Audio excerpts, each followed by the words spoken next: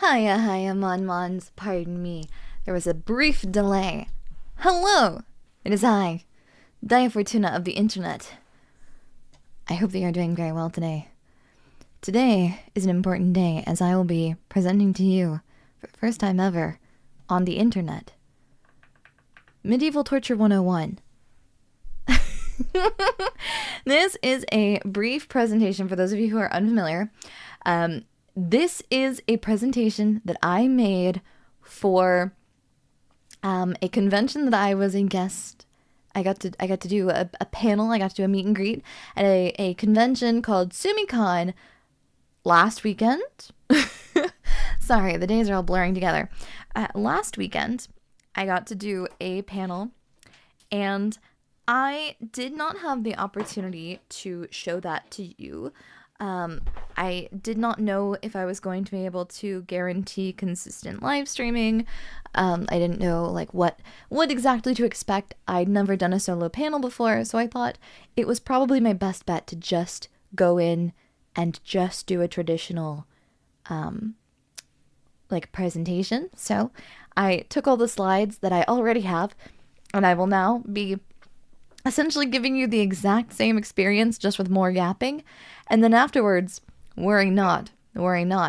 As you might recall, there is a a stream that I originally had scheduled with using this very thumbnail. And as you might know, we didn't ever get to do that stream. We never got to make a guillotine. Well, don't worry, because we're fixing that today. We're doing two things at once. We're doing a torture presentation and a live guillotine demonstration, Mon-Mons. Yeah, and I'm gonna need a participant from the audience, so I hope that you're emotionally prepared. So, I'm really happy to be here. I am very, very, very excited to share this with you, and I hope that you like it. And if you don't, I'll explode, I guess. I'll just die. I'll collapse on the floor and just explode. But yeah, I'm really, really excited.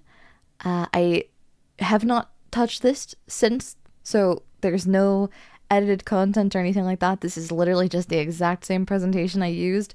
There's even a shameless plug of my meet and greet. There's not a meet and greet after this panel, Mon-Mons, because that meet and greet and this panel already happened. So just letting you know, emotionally preparing you in advance.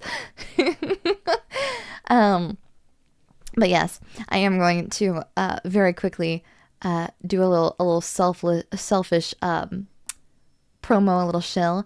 Daiya Fortuna debut 2.0 merch is still available, but it is leaving very, very soon. We have less than a week. We have exactly 5-6 days left. So if you are interested, if you are in need, or if you would happen to want any of that fun merchandise, including a very spicy dakimakura that is safe for work, but only just barely, it is in the Kawa Entertainment shop still, but it will be leaving on November 4th. So please, please, please, if you have anything that you want, make sure to get it before then. I've warned you. I said it. Okay? Yes, invest in Daiya coin. Thank you. Yes. Okay. I had to make sure that was, made very, very abundantly clear. Every once in a while I do have to shell. I'm sorry. Mm-hmm. Last time I brought my Daki to work, they told me to leave. Dang, I think your work is maybe not full of cool guys.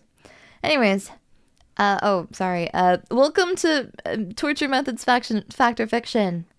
We're gonna do an overview of medieval torture today. I hope that you're prepared. I hope you brought your I hope you brought your textbook, you brought your pencils, you brought your notebook. What are other things? Your highlighters, your erasers for big mistakes. Yeah, things like that.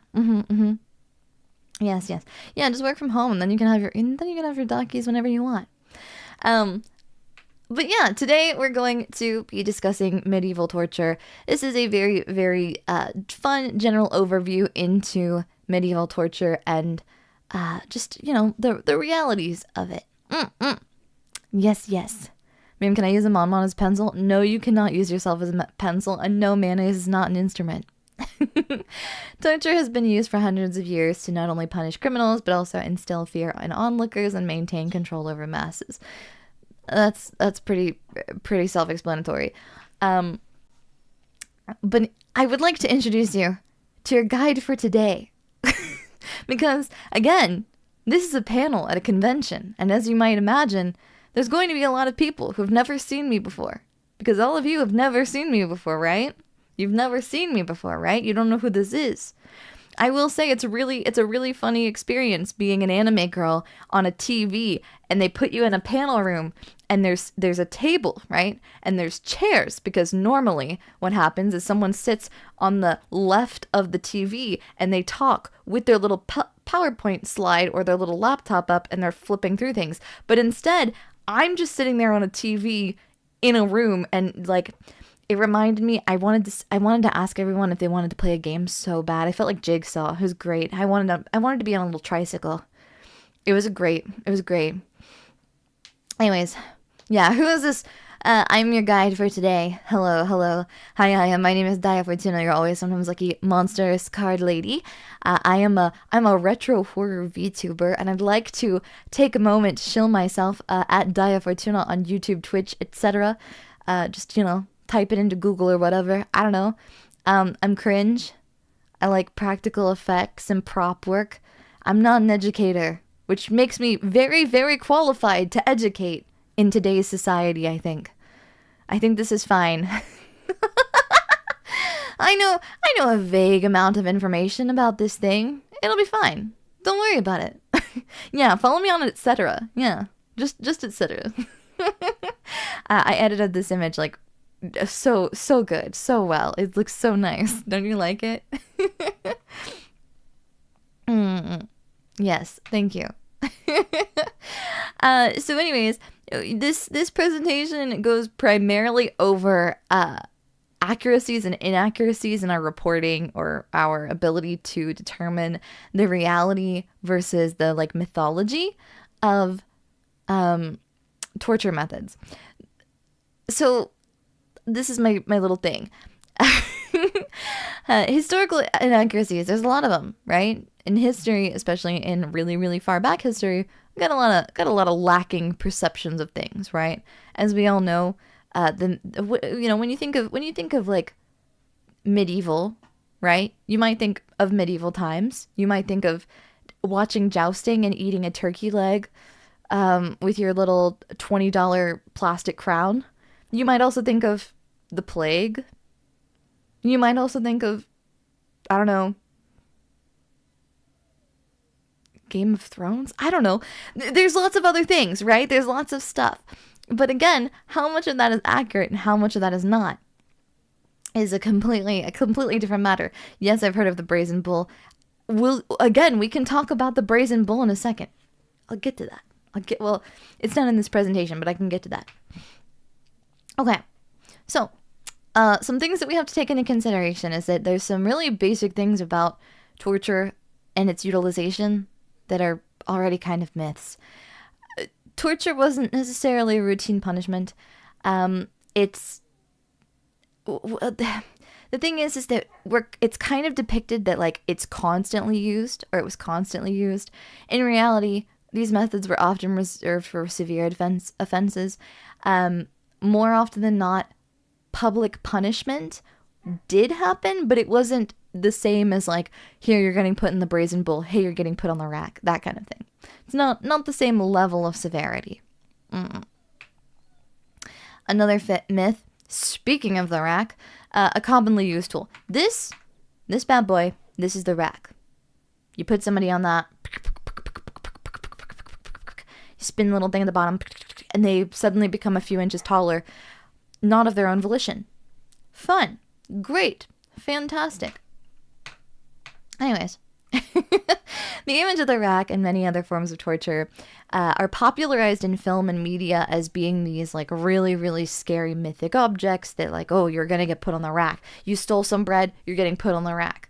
And yes, while these torture methods were used, that wasn't the common method. It wasn't like every single little street urchin on the side of the cobblestone path was getting the rack treatment. Give me just 1 second. Doggy Fortune is making noise. 1 sec.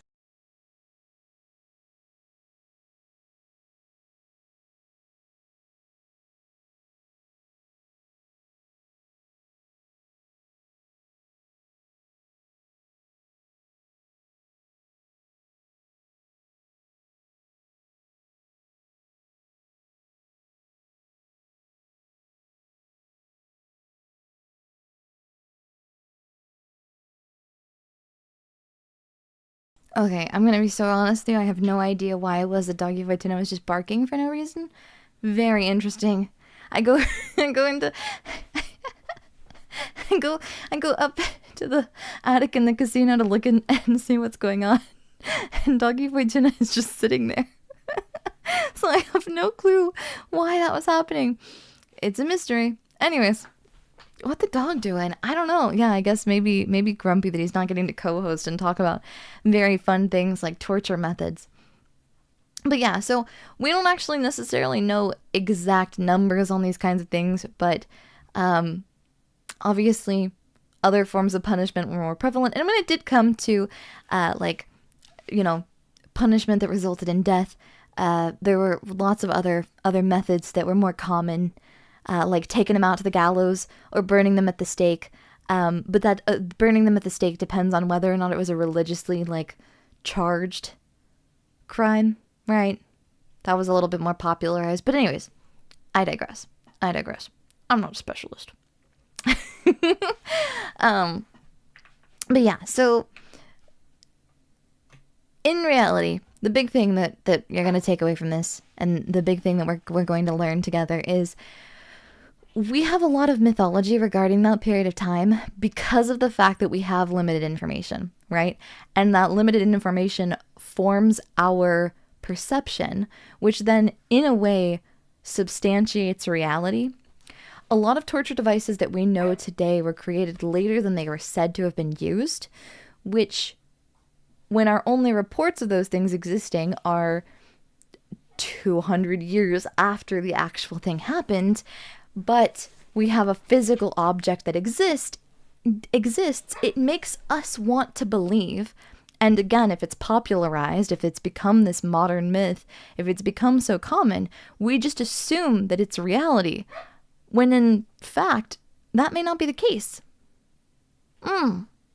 Which is really confusing. It's like a, I don't know, where in the world is the Iron Maiden? Where in time is the Iron Maiden? I'm so sorry. Give me just 1 second.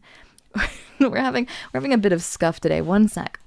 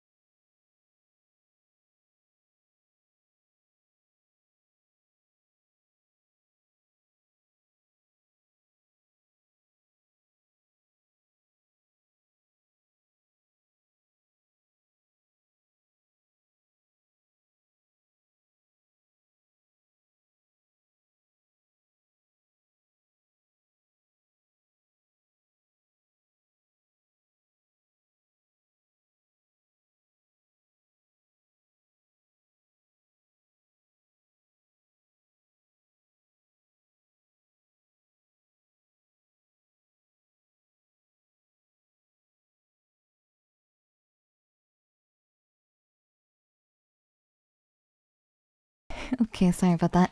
Hiya, everyone. Sorry about that. Doggy Fortuna is being a class clown right now. I have given him extra food. He had dinner right before stream, but I've given him extra snack. And I went and tracked down toys for him, which he is now playing with. So, we're good now, hopefully. Fingers crossed. But again, the accuracy of whether or not these torture devices were actually used is a completely other matter, and a lot of our understanding of whether or not they were real, if we can see them and they're displayed in museums and we have very limited understanding, it's very, very easy to see where it could become very, very quick to be like, oh yeah, that was real, that existed, that was in the, that was used so commonly, right? People in the 1300s, people in the 1600s are getting, stuffed into Iron Maidens, or getting, placed in brazen bulls. Like, yeah, that's totally real. That totally happened. But in reality, the accuracy of that may be debatable. Mr. Tony, thank you for the super. After this history lesson taught by Daiya Sensei, we're going to learn a whole side we've never seen before. Thanks for the educational brief. I'm happy to do so. Again, don't quote me on it. I'm not an educator. But I have learned a little bit from my studies. Anyways, we're gonna put our knowledge to the test. We're gonna hold a Kahoot quiz. We're gonna do it. It's gonna be great. We're gonna love it.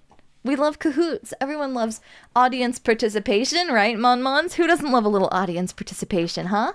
Huh? Don't you love it? Don't you love it? Do you have your phones out? Do you have your phone or your digital device ready? Okay. Get ready. I'm gonna open up the Kahoot now. Oh, wait. Oh.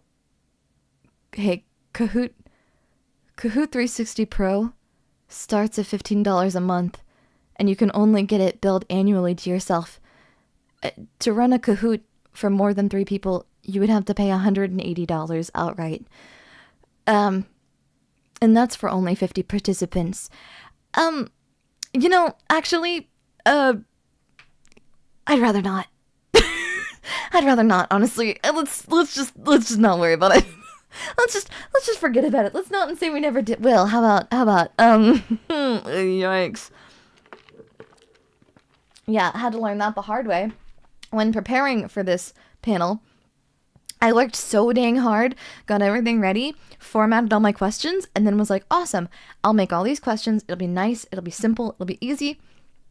And then I'm just going to slap this bad boy into Kahoot, and it'll be ready to go.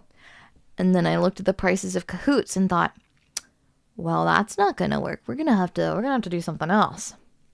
Hence, this quickly made, honestly kind of rushed and lackluster presentation, but at least I used Prezi, so it looks slightly better than if I just used Google Slides. Points for that.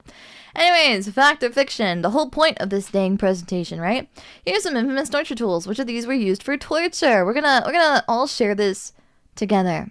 Hey Mon-Mons, this first one is called the Pair of Anguish. And this one's actually gotten pretty popular lately. It's pretty cool and hip with the kids because there's this lady on TikTok, and I cannot remember her name off the top of my head, but her whole thing is that she watches videos of people sharing what they brought to potlucks and other parties. And she will determine their fate based on whether or not they made an appropriate amount of food, if the amount of food was, if the food was homemade, if it looks yummy, that kind of thing. Anyways, so oftentimes she likes to shout, "The pair of anguish for you and your prosecutor's Uber driver," whatever. Anyways, so this is the pair of anguish. When you see silly little videos on the internet referring to the pair of anguish, this is what the pair of anguish is. Now, I was at an 18+ convention for this, and I could have said the truth of this, but I don't really want to explain this, so I'm just going to be vague. The pair of anguish is said to have been placed in the mouth or other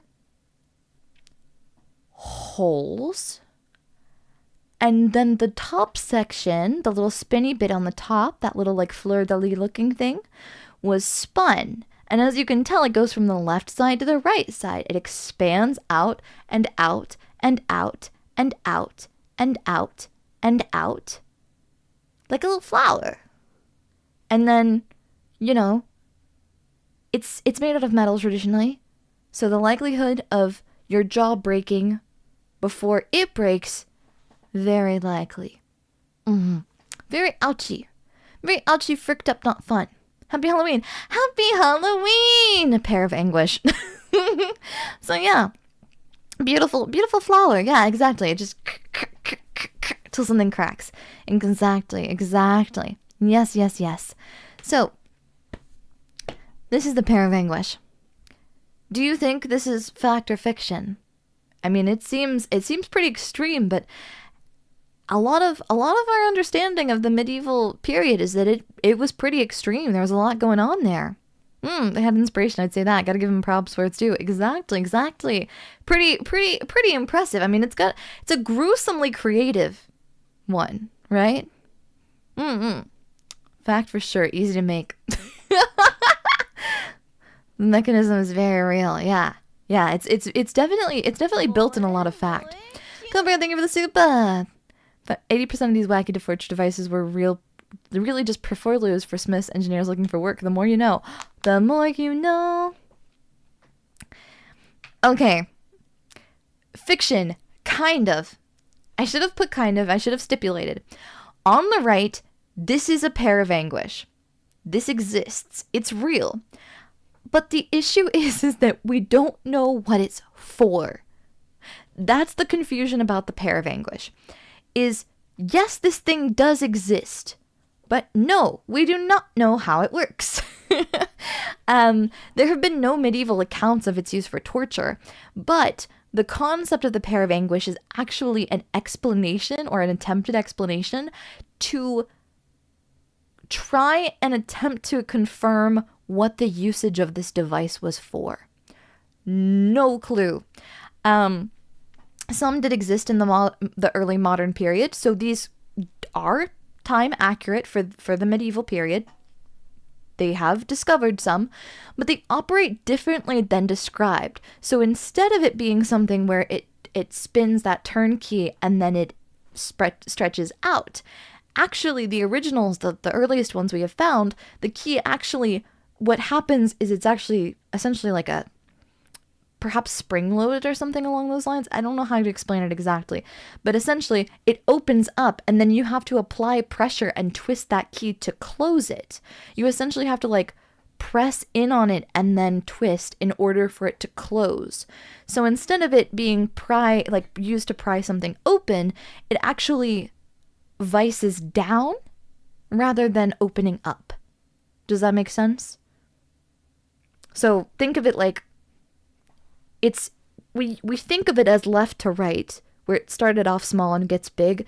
It's the other way around. This is its, like, on the right side, that's its base, and then on the left is what happens once you've, like, turned it for storage or whatever.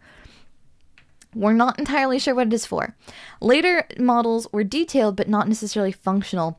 The first documented case of this existing, at least in written declarations, is in F. de Calvi's 1639 book titled L'Inventaire Général de l'Histoire de la Rome. But again, we don't know what the object was used for and when exactly. So there are physical versions that exist. None of them that we see commonly are operational, but again, those that did operate, from what we have been able to gather, operate differently than was described. So, not sure. There has been speculation. The only thing that I've heard personally, from my records of studying this, is that some people thought this might be a fruit juicer. The concept is that you put the fruit in that vice, and then you turn the key, and it cranks down on that, and essentially punctures it, and then releases the juice of the fruit. But I have no idea. I genuinely couldn't tell you. I have no idea what this is for. It's all speculation and hearsay. We don't really have anything particularly clarified. Yeah, it could be used to clamp something, but I don't know if it is something that is used for torture at all. Actually, we have no idea. Yeah, it could be the crusher of pears. We don't know. It doesn't seem too efficient though. No, it doesn't. But we have no idea what it's for. That's the delightfully strange part of the pair of anguish. Is it's the real anguish is not knowing what the hell this is for. We asked the guy who made it, yeah, if you can get a Ouija board and track down where he's buried. If he was buried. Anyways, the Iron Maiden. We all know how the Iron Maiden works, right? It's simple. It's a fantastic band. It is a box or a coffin. I actually saw some really interesting depictions of the Iron Maiden, which are literally just, they look kind of like chest of drawers or like big storage trunks that are instead lined with spikes rather than this like lady that we traditionally see with Iron Maidens. But it's a big old box or coffin of sorts, lined with spikes, which a person is then enclosed within. Traditionally, sometimes you will see a sort of hole or vent in the floor with which the blood can drain into, which is what you kind of see in this base section with those like little empty spaces on either side. And again, painful, slow. The concept was that you would die very, very agonizingly and slowly over time as you bled out slowly but surely encased in these thorns that would hurt excruciatingly badly, but not necessarily puncture so far that you immediately died. Yeah. Look at eyeshadow. Oh, thank you. This might also be fiction. It was reposted. Yeah. It's an interesting one, right? Is this real? Is this fiction? What is the situation there? Yes, Iron Maiden. Yes. I've how many Iron Maiden songs have we sang in karaoke? I know that I know at the very least we've done Flight of Icarus because that's my favorite. Have we done Number of the Beast too? I feel like Number of the Beast. Run for the Hills is also a good one. I don't know. The issue is it is not technically, it just heckin' kills you. That's true. Okay, without further ado. It's fiction again. Oh, well, okay. Again, I need to clarify. When we're discussing, and this is something that's my bad. When I say fact and fiction, I'm asking as to whether or not it was utilized in the time period that it is historically claimed to have taken place in. The reason why I have to stipulate that is similarly to the Pair of Anguish, there are physical Iron Maidens that exist. You can go to a museum and you can find an Iron Maiden and it does physically exist. But it is said to have been created in the Middle Ages and to have been used in torture in the Middle Ages as early as 1515.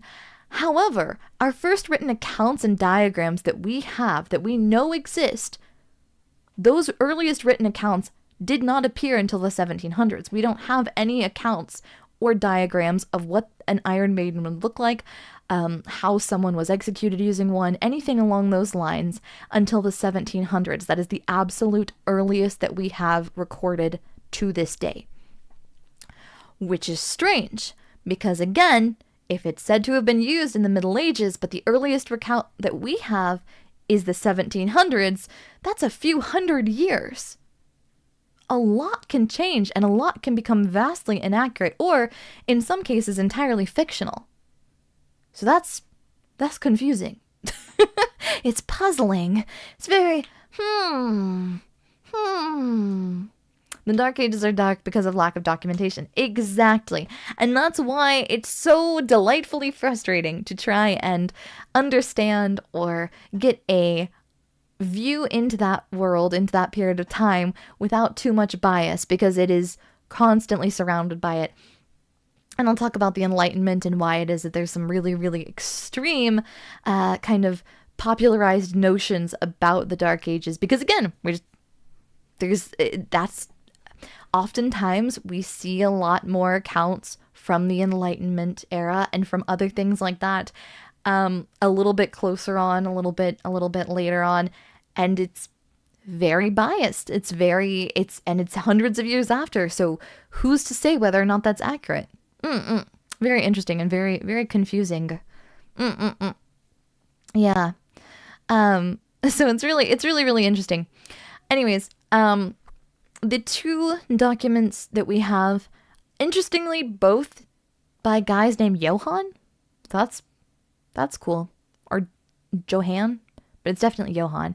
Anyways, so there's Johann Georg Kiesler's travels through Germany, Bohemia, Hungary, Switzerland, Italy, and Lorraine. And then there's Johann Philipp Siebenkees? I don't know. Either way, both of these guys, in their books, both state and tell stories about an execution in 1515, where a guy was killed utilizing the Iron Maiden, and that it was extremely long, arduous, and painful, right? And that is what we have, what we know that we have, and what we possess. But again, it comes very, very limited, right? The Iron Maidens that we see today appeared soon after these writings, solidifying this mythos. So any physical Iron Maidens that you see now they're from at least the 1700s, if not later, which makes things really complicated, because yes, they do exist. Were they used for torture? No. At least if they were, it was a one-off instance, or like some weird freak guy who was like, I really want to kill people using the Iron Maiden. You know? I don't know if we have any cases of that, but I'm I'm sure some sick freak probably was like, yeah. But you know, it makes things frustrating. It makes things irritating because it's delightful that it exists, right? But it does physically exist. It just doesn't exist in the period of time necessarily that it is claimed to have taken place. Exactly. And the thing about Iron Maidens, unlike other things, is that these have physical proof that would have come around, right? We would have found pieces of them, but we've never uncovered at any site thus far, we haven't uncovered anything that is undeniably a part of a torture device that would be the same as the Iron Maiden. So we have no clue. Very, very interesting. But a fun fact that I really like, and something that is a very, very, very like fun little note for me, is why on earth was there an Iron Maiden on display at the Chicago's World's Fair in 1893? It's true. There was an Iron Maiden. There was an Iron Maiden on display at the Chicago's World's Fair in 1893, and I just find it delightful.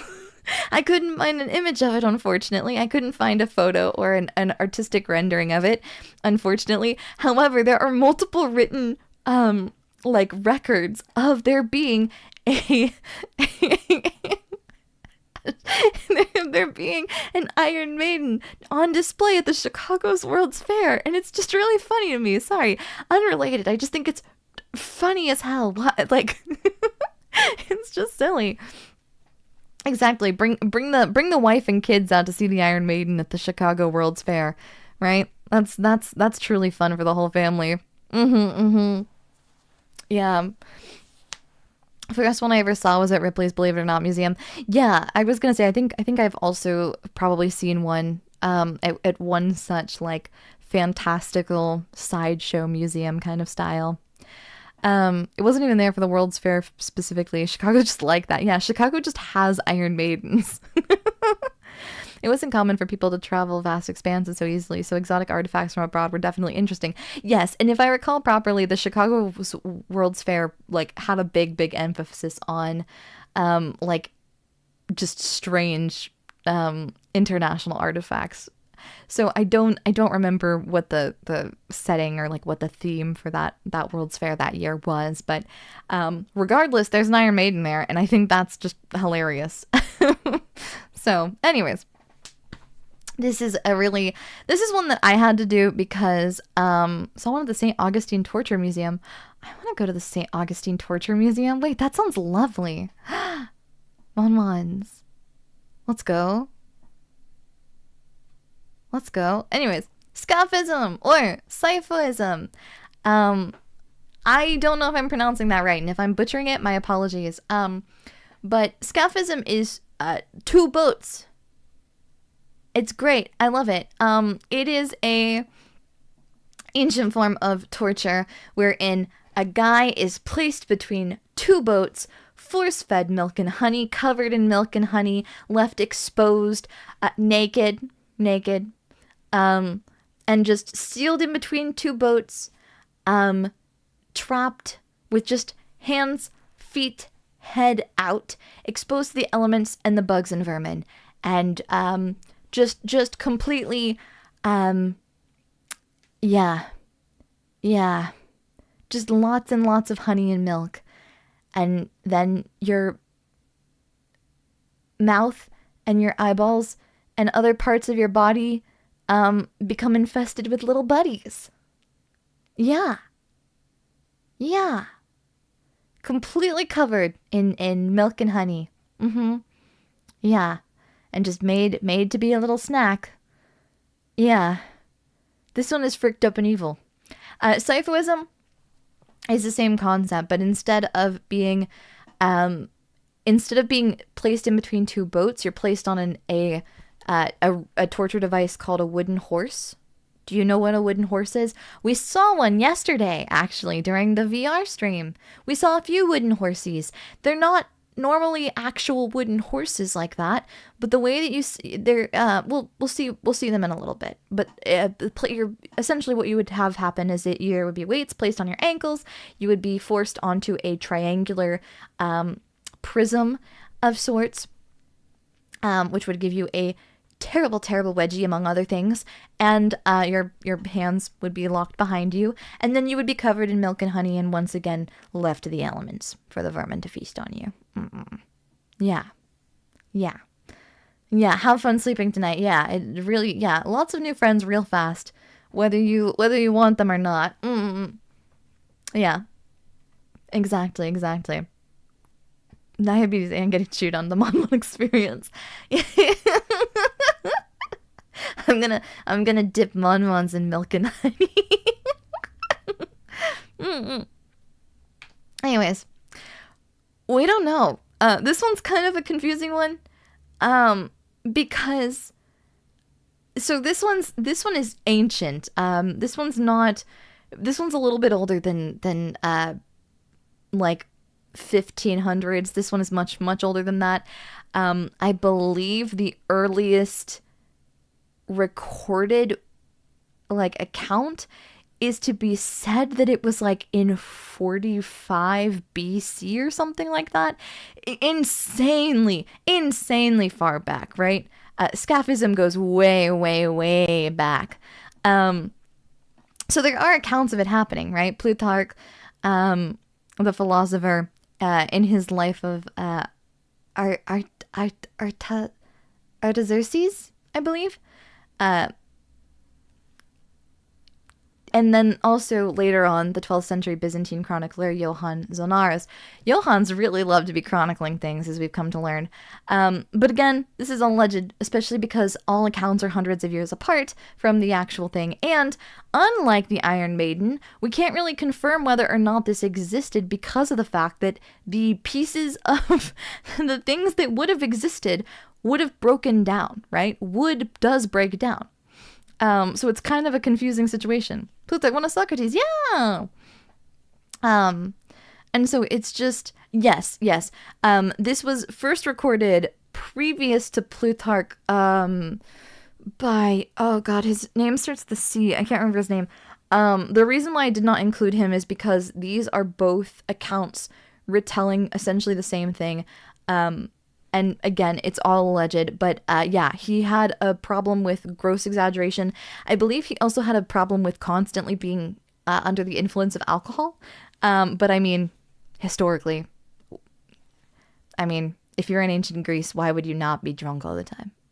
But yeah, so wooden artifacts don't survive over time. And again, sometimes if you're covered in milk and bugs, maybe that breaks down much faster. It's really hard to confirm when something is that old, and the majority of these sources are coming back and essentially retelling the exact same story of one guy. So that brings into question a lot of validity, right? Absolutely no clue. Genuinely, but I do think that it is a delightful concept in how macabre it is. It's simple but effective, right? It's horrifying. It is horrifying in the sense that it's so simple.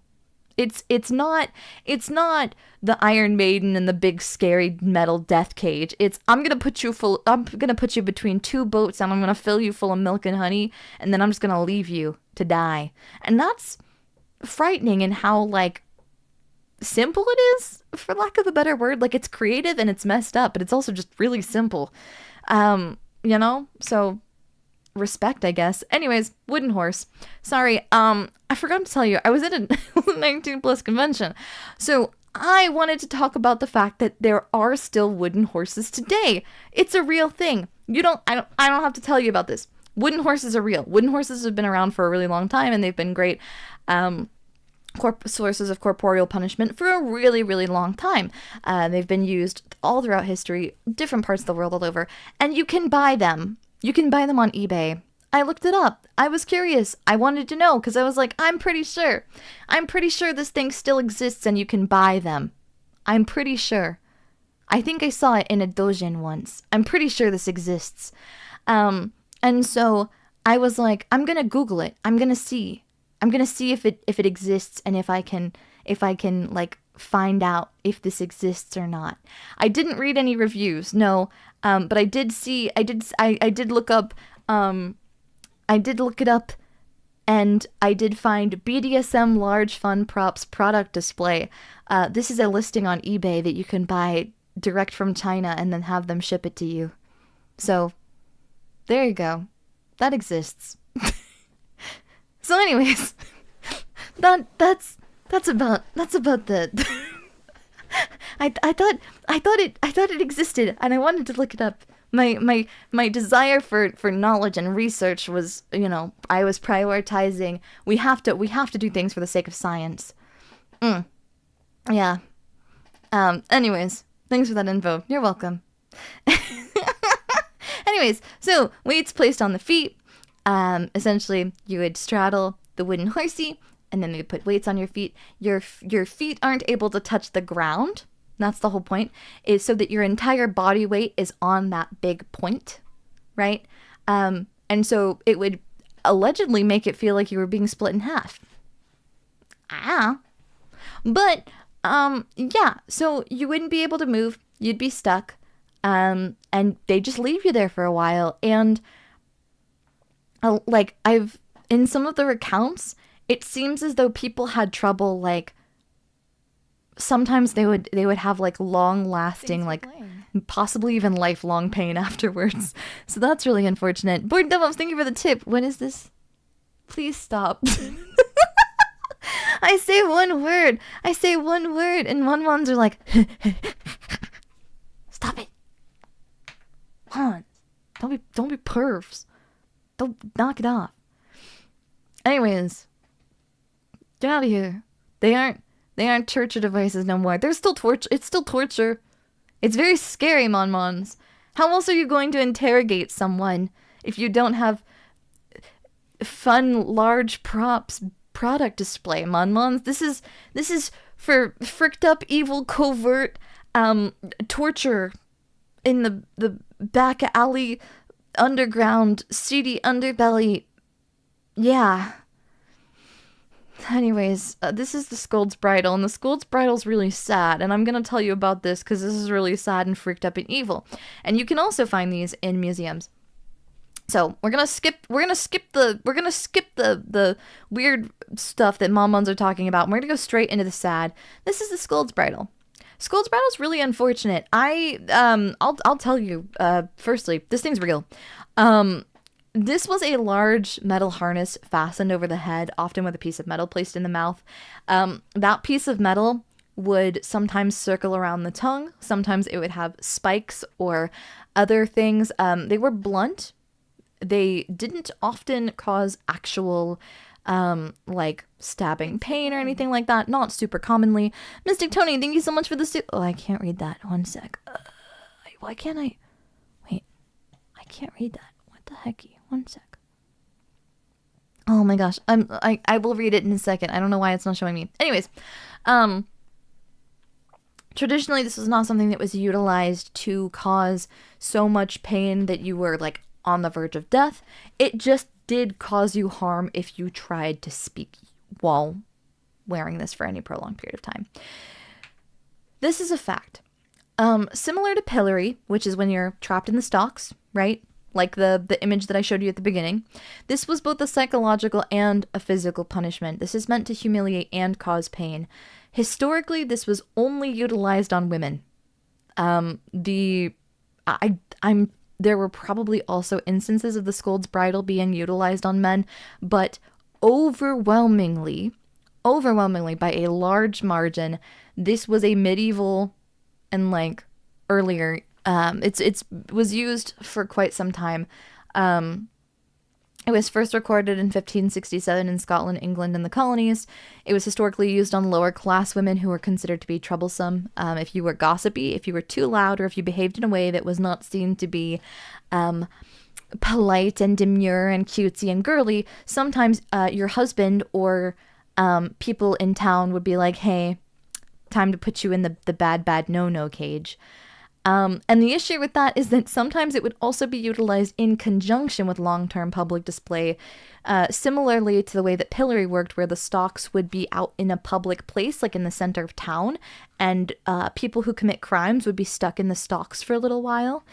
This is similar in the sense that sometimes the scold's bridles would be affixed to like a pillar or other things like that in the center of town. And these girls who were these women who were in trouble for being gossipy and for being little menaces to society, but not necessarily being criminals in the sense that we think of them now, would be just stuck in the center of town, unable to talk to people, shunned publicly. And it sucks. I would have been like, you know what I mean? Like I yap too much, Mon-Mons. I don't shut the fuck up. If I was in Scotland in 1567, that would be me. Mon-Mons, I'd look like that. I don't want that. I don't want that. They put this in the artwork depictions, they put things like scold and like other like she's a dog with like a sock that got like when you chew, like when the dog chews up a sock and you put the sock on the dog's collar because you're like, bad doggy, you have to learn about the consequences of actions. It's like that, but with like a whole ass woman. That's horrible. I think that's heartbreaking. Yeah. I was born to be a yapper, exactly. These girls were just born to be yappers. They were just born to yap. Damn. Can't believe that. She was born to be a VTuber and she was forced to be born in 1567 and trapped in the scold's bridle. Genuinely heartbreaking. Genuinely heartbreaking. I'll never emotionally recover from this. Never, ever, ever. I don't know how many times it happened, but the other big dangerous thing with things like the scold's bridle, and also there were other similar devices that would be utilized sometimes if men went off to war. Sometimes they would affix metal objects to their wife so that she could not be unfaithful, right? The issue with these metal devices, especially being in places like your mouth or areas where you might go to the restroom, other things like that, is that the likelihood of you being able to obtain an infection or other illness from metal being directly introduced into your body for a prolonged period of time, rust, exactly, rust in places that rust should never be, even though this is like an embarrassing punishment, right? This is already like a bad enough thing. Long-standing serious harm could be caused by complications as a result of these things. Yeah, the belts. So that's another thing. I wonder how widespread that truly was. I don't know. I do know that this happened. I don't know how commonly it was, but I do know that I've seen in person, I've seen in museums, I've seen multiple of them. So it's a very interesting thing to take into consideration. It's pretty crazy. They didn't have tetanus shots back then. Yeah, if you got tetanus, you died. Or, you know. No, probably that's probably the way that would go. But yeah, just a little metal poisoning hurt a lot of people. Not recommended. But yeah, so, genuinely, like, there's a lot of them that are, I doubt it was very common. No, I don't think it was extremely common. It's just still a crazy thing that it existed and that it happened. There's also quite a good amount of, of drawings and depictions of it as compared to, other objects like, the Iron Maiden, for example, right? So it's really, really interesting to think about, but generally heartbreaking. So that's the long and short of it. Like we were talking about, And like we've already said many a time, the big takeaway from this is that there's a lot of misconceptions. There's a lot of different forms of torture that exist, but we have little to no evidence of their usage at the time that they are speculated to have been used. We know that people were tortured. There's ample proof that painful and embarrassing methods of torture were used, albeit less commonly than's been popularized, right? Not every single person was getting the brazen bull. Not every single person was getting put in the scold's bridle. We know that. But again, what we see and depictions of art and things like that do kind of sway our perception and do make us kind of assume that the Dark Ages were even more dark and twisted than they probably were in reality.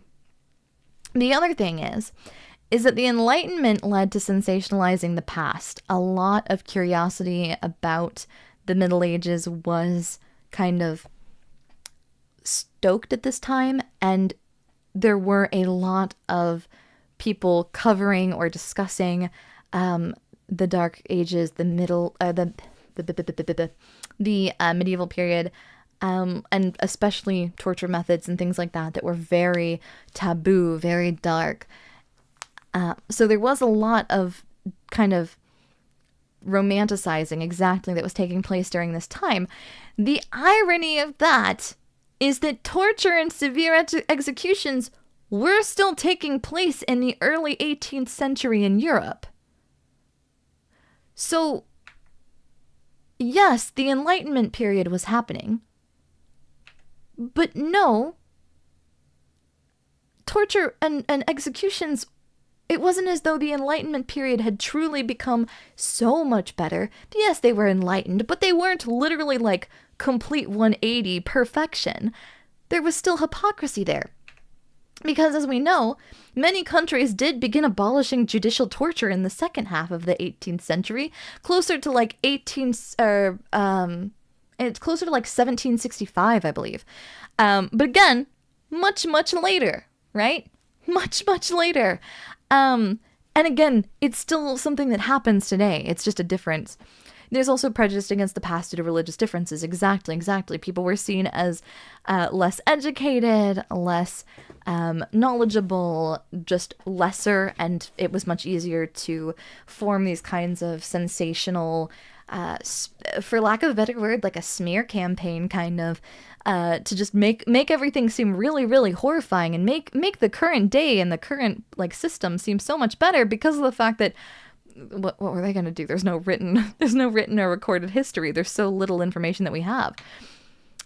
And yet, during that period of time, there were still many tales and models created during that period of sensationalism, which can't be attributed to an origin of the 16th century or prior. Because, sorry, I messed up. I said the 15th century. It's the 16th century, 1515 and other things, periods like that. 16th century. I can't count. Don't mind me.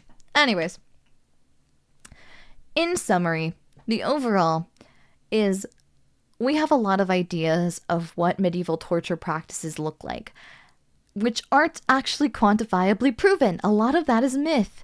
We do have reported accounts that were during the medieval era, but through mediums such as art,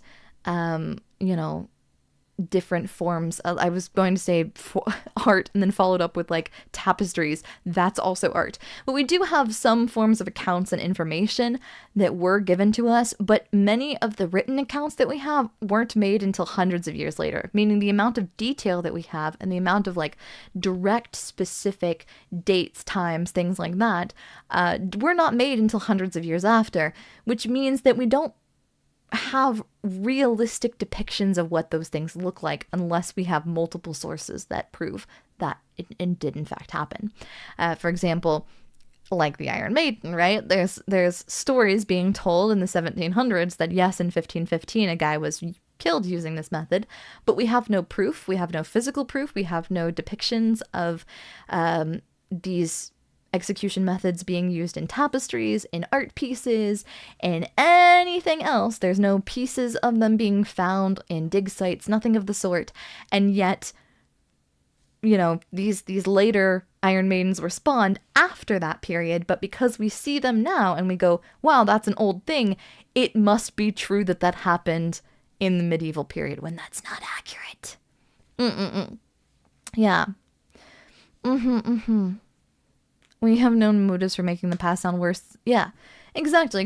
It's much, much easier when things look unstable or things look scary to point to a period of time in the past and go, but look, wasn't that so much scarier?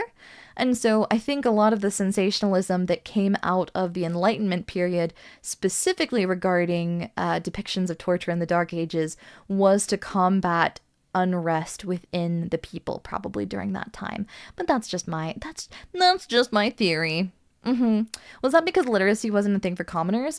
Yes, I would say it's likely due to the fact that written. It's also due to the fact of like preservation methods also. But yeah, literacy as the world became, as different areas became more literate, more discernible, like long-term records form, right? Yeah, the amount of info we don't know about the Middle Ages is insane. It is. Yeah, it is really, really, really interesting. The good old days, they were terrible. But anyways, torture in a nutshell. While many forms of torture exist, this is a really funny, okay, so on the left, there's another device that looks very similar to a Scold's Bridle. I don't know what that is off the top of my head. I don't know if that's another Scold's Bridle or if that is a different one, because it does affect the eyes, so I'm not sure. It looks like it has horse blinders, which is really interesting. But I really like this image on the right, which is a rack, but it has a pillow dummy on it, who is like spread out on the rack. It's really funny to me. I just think this image is really, really silly. But yeah, for the longest time, only people in power hold records, and if you think about it, why would they want people to know that they tortured people? Exactly. For a really long time, right? We have to think about, like, even in the Middle Ages, right? The tapestries and the art that we have, you have to think about who it was that had enough money and had the means to be able to paint, right? Even those materials are a privilege to have, right? A lot of record is very limited back then, based on experiences of those who had wealth or who had the ability to do those sorts of things.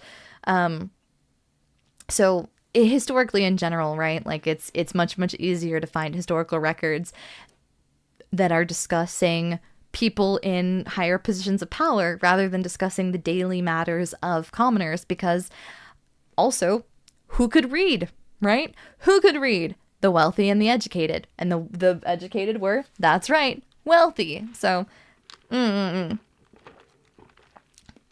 exactly. Writing was extremely expensive because paper, as we know it, didn't exist until 1844 as well. And if we're talking about like things like ancient forms, lots of them, for example, like the tablets that were used in Rome, wax tablets, melted. Like, they were nice and they were reusable because you could leave them out in the sun and then you could flatten them out and then reuse them, which was perfect for education. But it also meant that, like, written records, you know, were kind of limited in that sense too. Yeah, very, very, very interesting overall. Wealthy or monastic, and neither of them cared much for the unwashed masses. Exactly. It was almost always the wealthy and those in the church. So, anyways, lacking documentation and surviving relics of many of these famous torture methods brings validity into question. It's more likely that some of these have no proof of their existing prior, likely were sensationalized by future generations. So that's basically my little shtick. I did a little bit of research for this. I had a lot of fun. I really enjoyed it. It was just a fun little thing that I wanted to do. And then I had my little shill for my meet and greet afterwards. But I did want to show you this because I did take a few hours out of my time last week. And I did really enjoy it. So I like it. I would like to make more of these little presentations in the future. I can't say that this is a hyperfixation of mine right now. I don't have a ton of information on these kinds of things, so it was really fun to learn a very surface level amount. Again, this had to fit into like 45 minutes, so it was definitely one of those things where I couldn't go into a bunch of detail because I needed to make sure that it wasn't too long. But I had a lot of fun doing just a basic little overview, and I would really, really like to do more of these kinds of things in the future. Possibly live on stream, like researching them together and then making these presentations and then presenting them at the end, I think could be fun. Just as a fun little idea, but it was a really nice experience. As for my opinions on presenting it 2 times, it's really fun. I do like the constant input that I get from streaming. I am constantly seeing little mon-mons telling me your opinions on how you're feeling, and it's nice to me to, I'm very used to, and I'm very spoiled because I get the constant back and forth with mon-mons. I unfortunately can't do that in a panel setting because I am talking to a group of people and I don't have a microphone that works like back and forth like that. In fact, at SumiCon and at a lot of these conventions, this just happens in general. It happened at Vexpo, which me and the girls had that game show panel at. In general, the way that microphones work at conventions is that in order for there not to be feedback and for me to constantly be hearing me as I'm speaking through the speakers, the microphone mutes when I'm talking, which means that if anyone in the panel room says anything while I'm talking, firstly, the space between the chairs and the microphone, very far apart, can't hear much. Secondly, even if I could, because I'm talking, the microphone is muted, so I wouldn't be able to hear it anyways. So it's a very interesting thing. I'm having a lot of fun with getting to experience what it's like to present in that style though, because I haven't done that before, and I do want to get better at it. So I really appreciate all of those who were at SumiCon who allowed me to, for lack of a better word, use them as guinea pigs. Thank you. Bing. I appreciate it. Like a game show. Yeah. Affix the school's bridle to mon-mons and practice one-way communication here. No. I like being able to yap back and forth. When I was at college, I had a friend who did research and presented about the Salem witch trials and witch trials from the 1500s to 1700s. Yeah. Could you imagine actually having a whole crowd talk to you at a panel? It sounds nerve-wracking. Yeah, I feel like my brain would simply explode. Like it's a fun concept in theory, but the reality of that and the reality and the concept are 2 very different things. Yeah.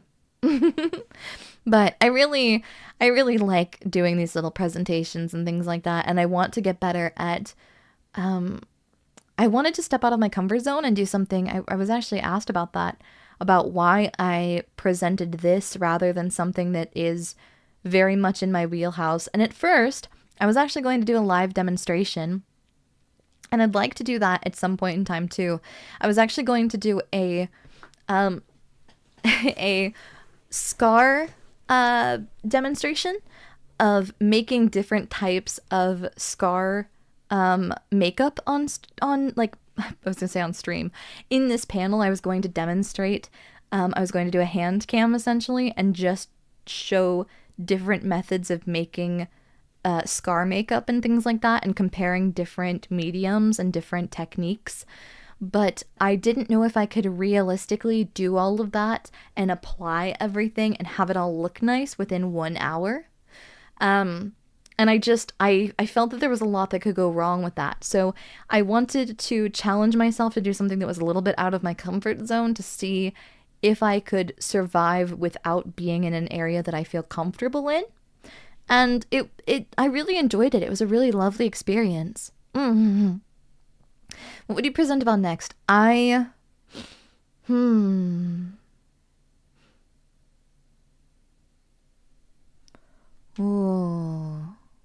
I don't know.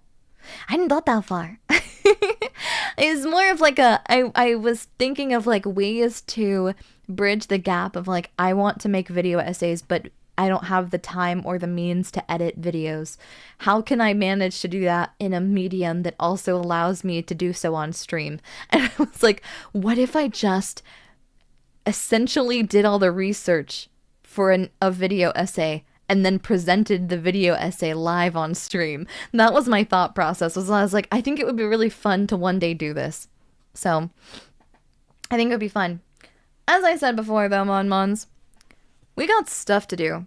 This isn't just a stream doing a fun little silly presentation, Mons. We have other stuff to do. We have other important things to behold. Mons, don't you recall? We have HANDCAM. Did you forget? Did you forget that we have HANDCAM? I bet you did. That's right. It's time for lab. That's right, Mons. Lab time. Lab time, lab time, lab time. Okay. Let me move you over. And now I'm going to move me over. Because I'm currently hooked up over here, but I need to be hooked up over here. So give me a second. I'm going to move some things around because as you may or may not know, my setup for HANDCAMs and my setup for regular streams is not the same. I do have to move some things around and do a little bit of I have my gloves on and I don't know if I can touch this with my glove. Wait. Okay, there we go. I do have it. Okay. Okay. Okay. There we go. Okay. I think this should be good enough. All right. Hello, Mon-Mons. Hello. Today we have a very, very important goal for today. That goal is making a guillotine. Simple enough, right? I think we got this. So, I got our little tools. Oh, give me a second. There we go. I've got our little tools. I've got some of my sanding supplies. I don't know. I will admit, I don't know how I'm going to cut through these wooden dowels. I don't know how we're going to cut through those, but it's going to be fine. Tributary sacrifice. Aw, shucks. Okay. So, I was so busy thinking about building the base, I did not think about...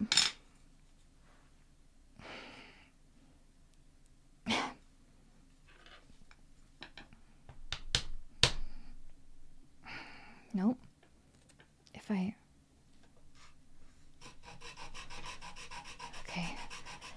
Don't mind me. Oh, yeah. Oh, yeah. That's working just fine. It's gonna take me a second, though. Carpenter experience. Carpenter ASMR. Oh my goodness.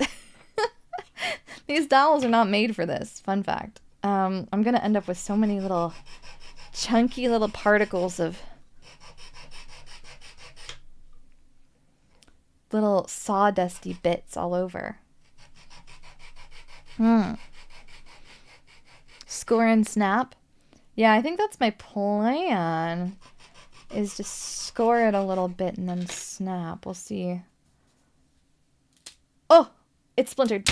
Oh, well, that's better.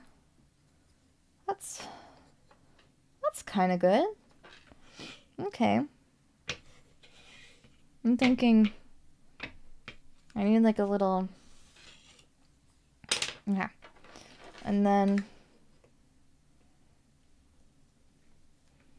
I want a nice little place for Mon-Mons to put your little heads. I don't have a little basket for your head to fall into. That's unfortunate, but that's okay. As Mon-Mons have said before, you don't really have necks, so I don't really have to worry that badly.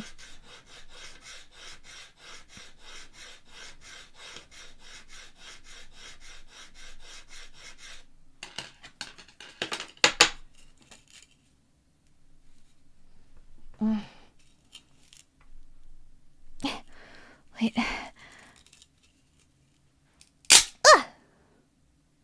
Ah! Good enough. Okay. This is just time period accurate, Mon-Mons. The roughness of it all makes it just time period accurate. Don't worry about it. I wish I had one of those little blade thingies that's like pointy on this end and I could for like whittling. I don't have one of those. I need one of those, Mon-Mons. Note to self, buy one of those things. What are they called? No idea. But one of those things. Oh, and I have wood glue. Very important. Oh, do I... Oh, cool. This is okay. That's already good. I just gotta get the wood glue going. However that works. I've never used wood glue before. I don't actually know how wood glue works. I don't think that's how that works. Pull to open, push to close. Okay, I think it's this way. Maybe. Huh. No? Is this thing? I don't know. We're gonna find out. Only one way to find out, Mon-Mons.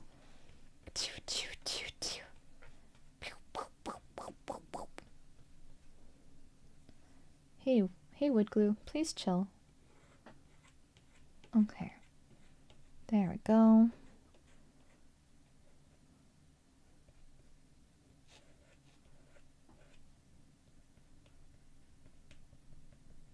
Okay. This stuff is very sticky. Thank you. I'm gonna be so careful. There we go. Like a little sandwich. And then just stick those pieces together. And then put on here.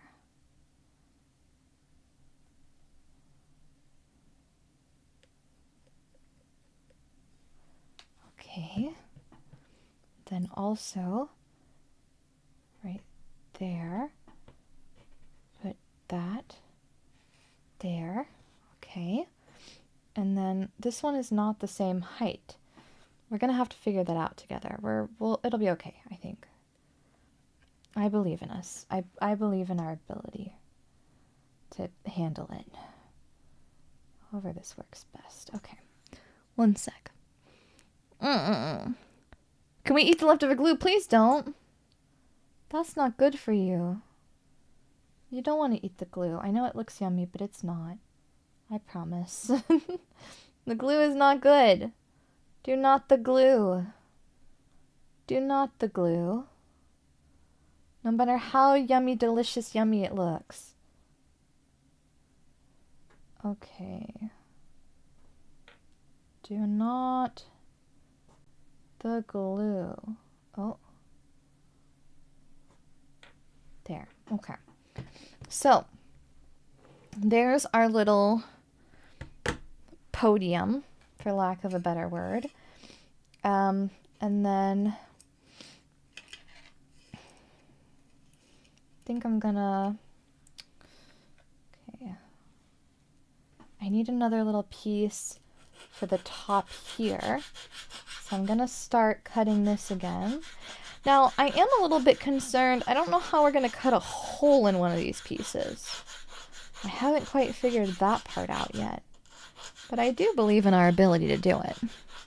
Hiya, Raiders! Welcome in, Pizza Raiders! Hiya, I'm Daiya Fortuna, your always someone's lucky card dealer, and today we are making a guillotine to behead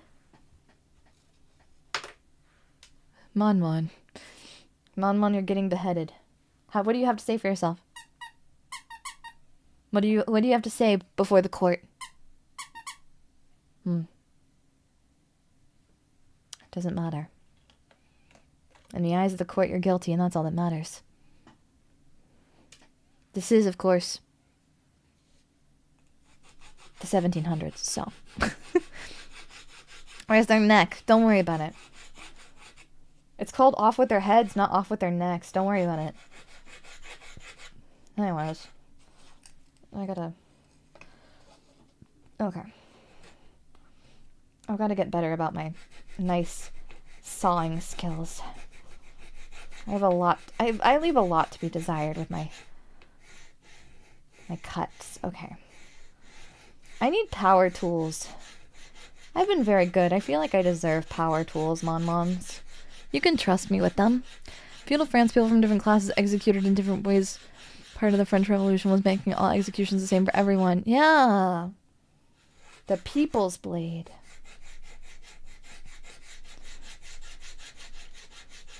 Okay.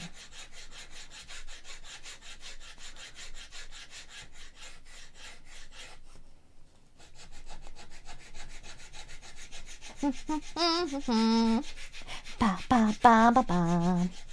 Do do do do do do do. Ba ba ba ba ba ba. Okay, so far we've got a nice little divot going, but I want it to look nice, Mons. I want the place where I behead you to look nice. So I thought about making a little tiny Iron Maiden, and I'll think about if we have extra time and we have extra air dry clay, I will use that for that.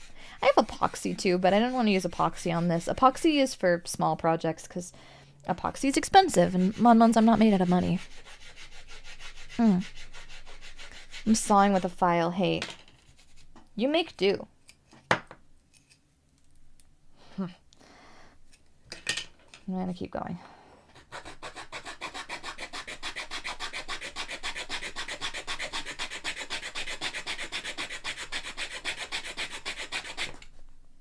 Here. Got this.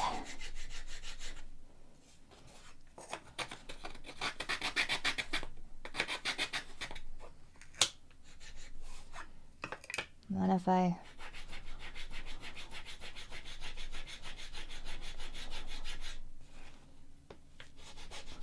If I did so on all sides, I think it would make things better. Okay. Oh.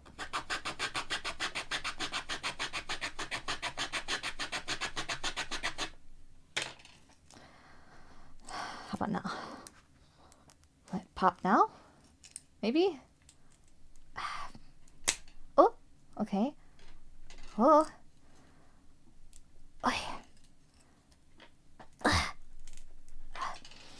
Wait. Gee, gosh, Willikers, it sure is cool to you to support me like this. I might need a little bit more. It's really cool of you, thank you. Maybe a little more. Okay, how about... Start. Oh, thank you so much. Thank you, Shutterbox, for 16 months. Oh, to be a Mon in such a precarious circumstance. Don't worry. Don't worry, Mon. Once I, your faithful executioner, figure out how to make a... Damn.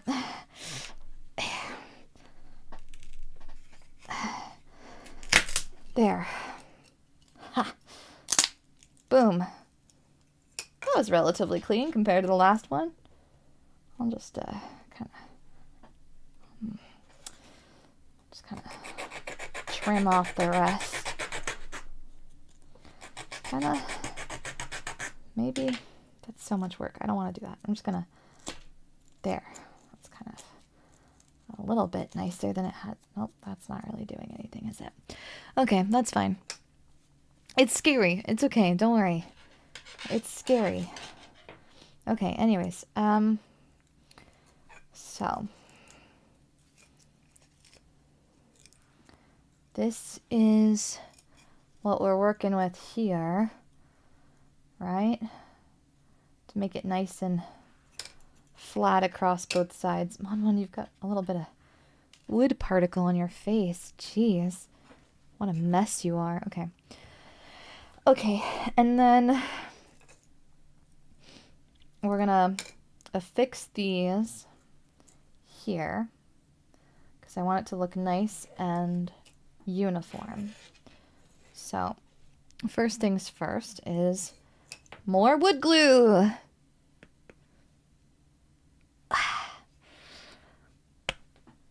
What material are we using again? I don't know, the cheapest. It's wooden dowel rods with resealable bag. Tarugos de madera con bolsa de lavar. Hello, I'm a wooden dowel. Hello, I'm wooden dowel rods. It says it on the bag. And I help you make craft projects, models, and more. That's cool. Anyways. Anyway. Balsa dowels, yeah. This is the instrument of your undoing. Balsa dowel rod I got at Walmart. Yeah, I'm so fricked up and evil it frightens even me. God, I'm so fricked up and evil and complicated. Okay. There we go. Okay. Healthy little smattering of ye old wood glue. And then take this part and then place this part against the rod. So like that. Oh, but that's not gonna stay, is it? I don't think it is. Oh, no. No, wood glue. Wood glue, my beloved. How could you betray me like this? Okay. I just gotta hold on to it like this for the next 5 to 10 business days. Oh. Wow. Oh, wait, that happened kind of fast. Okay. Okay, there we go. And then just gonna kind of second verse, same as the first did, I guess. Seems pretty darn good if you ask me. Anyways. I'm a little bit worried about whether you're, and I say this with all of the love in my heart, I'm not sure your big fat head's gonna fit in there.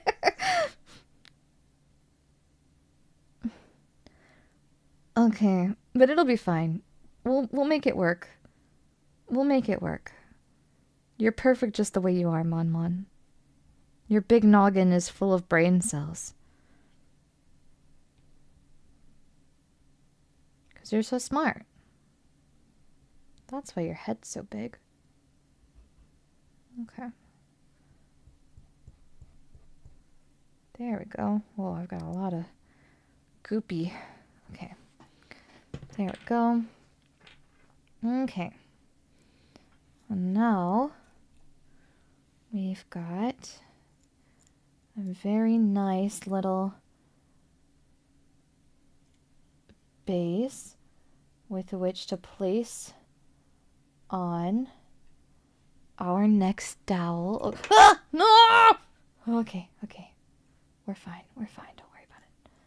Everything is good and fine. Everything is good and fine. Shh, shh, shh, shh, shh, shh, shh. Shh, shh, shh, shh, shh, shh, shh.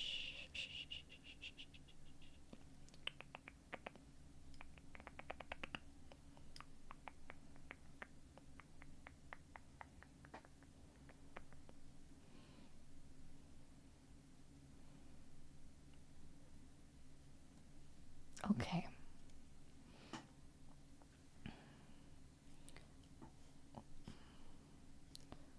We're just gonna let that sit for a nice moment. Let that cure. Okay. And now I can't work on the blade yet. I have to work on the... Actually, you know what? I'm gonna work on the head part, but the head part's also gonna be, like, out of clay because I'm worried that if I don't make it also out of clay, I don't know how I'm gonna manage to make... I don't know how I'm gonna manage to make it, honestly. So... let's put the wood glue away. I can't be trusted with that. Okay. So, I have rope. I have rope. And I also have very, very, very frightening Play-Doh air dry clay for making the blade. Yeah. Because I'm fricked up and evil like that. Because I'm just that cool.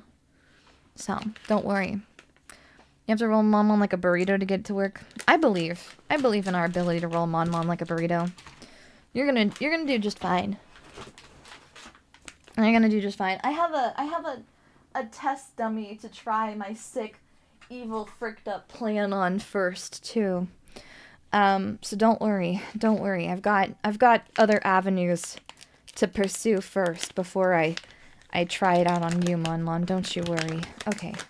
So in this bag, there is, that's right, another bag. Hot glue and super glue for next time. My issue is that hot glue hurts me when I burn myself with hot glue, which is frequent. I frequently burn myself with hot glue. So I don't trust myself around substances like hot glue. Ugh, okay. Yes. Ah! Okay. Yes. Ah. All of the world's power at my fingertips.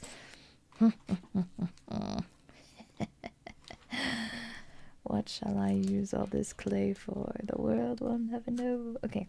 Anyways. I love air dry clay. I cannot lie. It's very fun. I like it. Okay. Can't really hot glue in the shower either. That's true. How am I supposed to hot glue in the shower, Mon, huh? Riddle me that, Riddler. If you know so much, huh? Okay. Anyways, so. Now that I have children's Play-Doh clay, I can begin the harrowing work of cutting out a piece approximately this size with which to, okay, so I'm just gonna make a note, okay, and then here, so about that size, okay, so then let's just take a nice, and I want that cute little, like, I really like it when they have a curve to them. I think that could be extra beneficial. Okay, so I want a shape like this. Okay.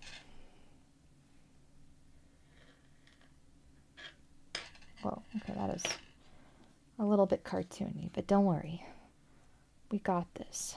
Okay. We're gonna probably have to cut that to a more, hey, lock the fuck in. Will you? Hey, I'm gonna need you to stop doing what you're doing and lock in, okay? Okay, buddy?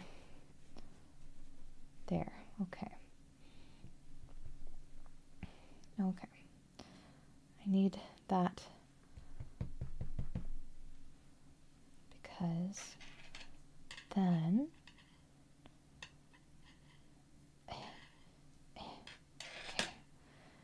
then that's like there. That fits in there like perfectly. Yeah, okay, perfect. Okay, so just need a little bit more, right? Okay. Yes, okay. And then I'm going to make holes. Oh, and you may be asking yourself, wait a minute, Daiya, why are there holes? Because how else am I going to fit the rope through for the execution? Mons? How else am I going to execute you so good, huh? I don't think you're getting this. Okay. There we go. Okay, it's a nice big round hole. And then this one also. I need a nice big round hole. There.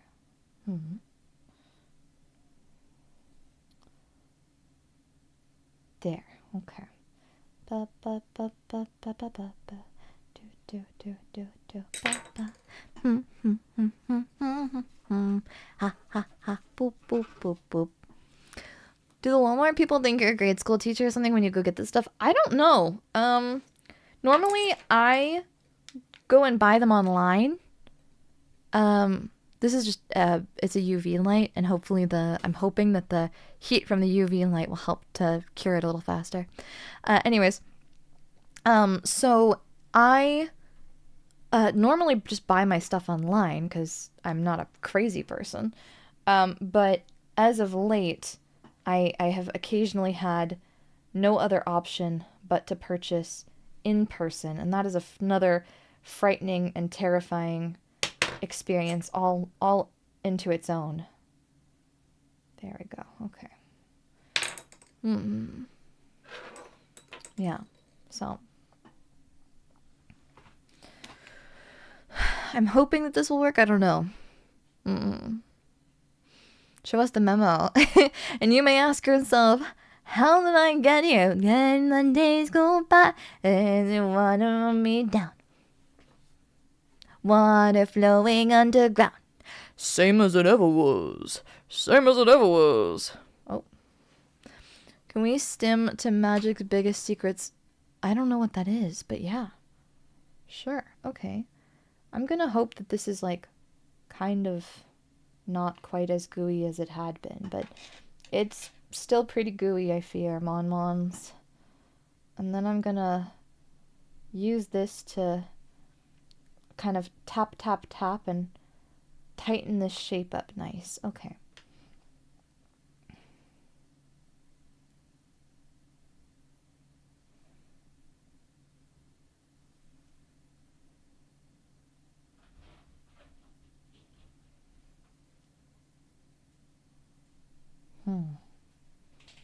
Does this look like the device that will seal your fate and kill you?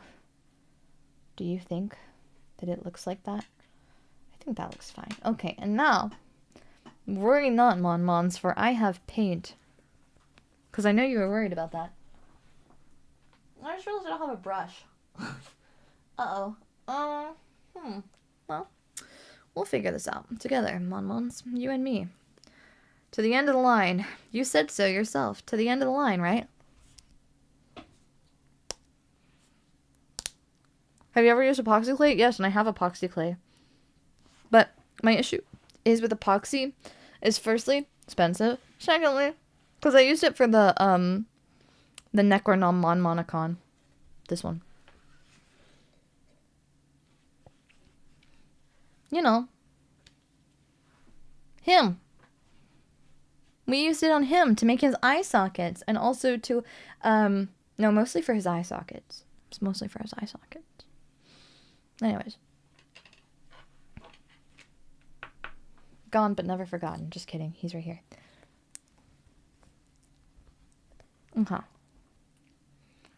Epoxy is smelly and expensive. It is smelly. I will say it's tough not having it in a ventilated area. Man, it's aged like fine wine. It really has.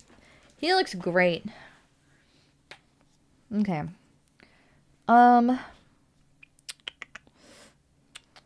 do I have that I can use as a brush? Do I have any brushes? I feel like I should have a paintbrush. I know I had some for the Warhammers, but they're soaking right now.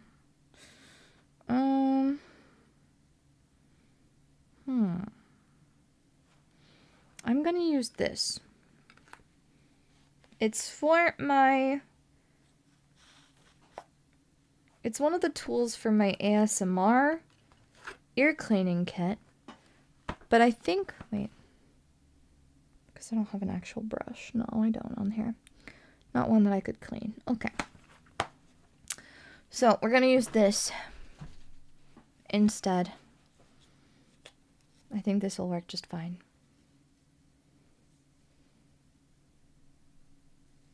Okay. Ignore the dog hair. This ain't about that.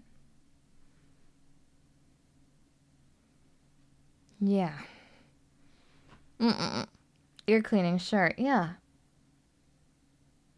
This is just like ear cleaning. It's basically the same thing. If you think about it. This and that, virtually the same. This just is kind of smearing it all around. This is not the greatest decision I've made, but it's the one we're going with because I don't have any other options right now.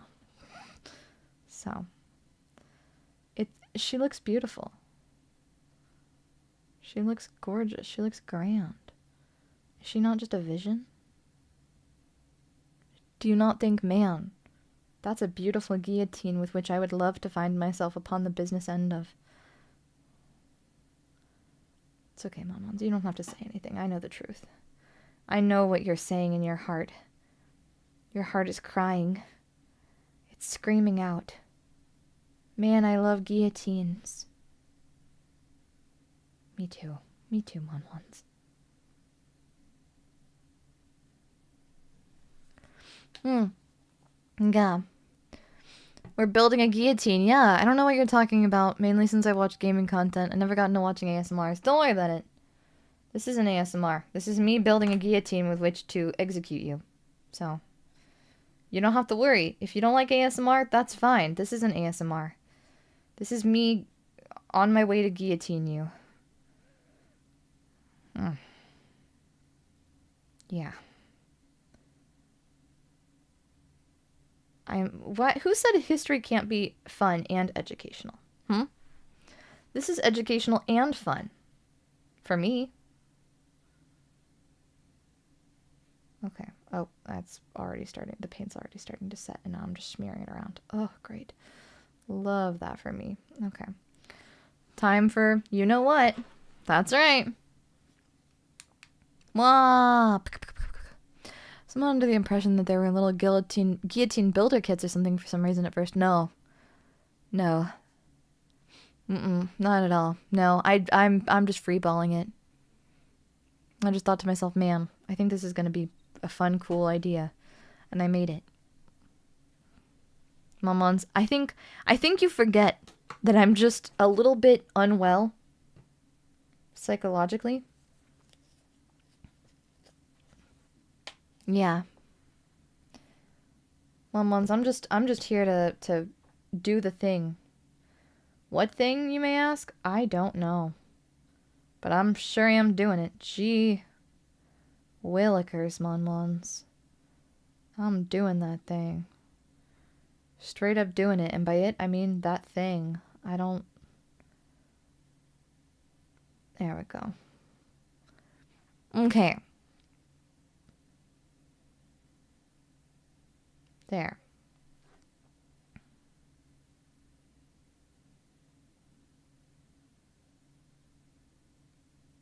Same as it ever was.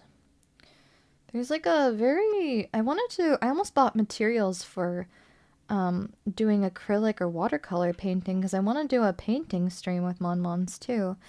But, not gonna lie, I was like, I don't really have the finances for that right now. Maybe another time. I think I might put some paints and some other stuff up on Throne, though. For future artsies and crafties. Yeah. I think that could be fun. Uh-oh. Just ignore that part. Ignore the part where I borked it. Where I messed it up. Okay.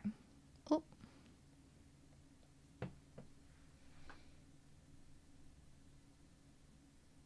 There we go.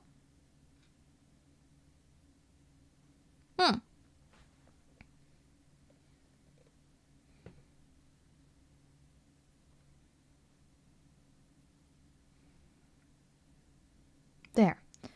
Okay. Now that that's like a little bit better than it had been, I believe it to now be time for the second pass of the UV light. Like I'm interrogating it. I'm just going to keep hitting it with the UV light until it finally gives me the answer I want. If you do the painting stream, are we allowed to do the Bob Ross ruined, saved, ruined meme? I don't know what that means. Daiya Ross beating the devil out of Monmons. Yeah. I'd much rather prefer colored pencils to paint for 2D art projects. I like watercolors. It's my favorite medium.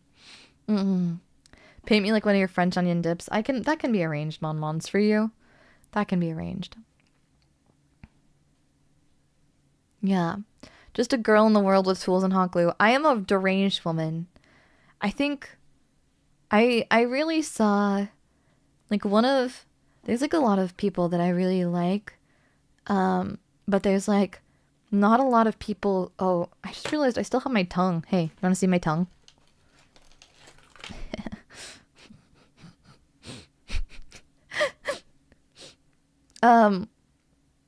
There's a lot of people that I like look up to and I admire and I think are really cool.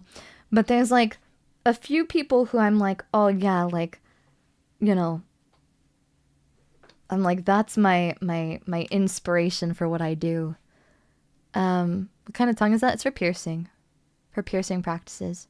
You need to get yourself a good angle grinder. I love that. Yeah. Daiya power tool and 3D printer arc. If I could get my hands on 3D printer and power tools and 3D printers, I would literally be the best. The range is an understatement sometimes. Yeah. I don't know. I don't want to do anything other than what I do right now. You know, like this, I love doing horrifying, deranged things and showing you all of the, I'm like a cat bringing you dead birds, you know, like, is this what you wanted? God, no, but are you proud of me? Be honest, are you proud of me? Be very careful with how you answer, because remember, I'm holding a sharp object, and I also have a UV light that I could use to blind you. Why am I not surprised you're making a guillotine? Welcome to the Daiya Fortuna channel. This is like this is just a Thursday. Yeah.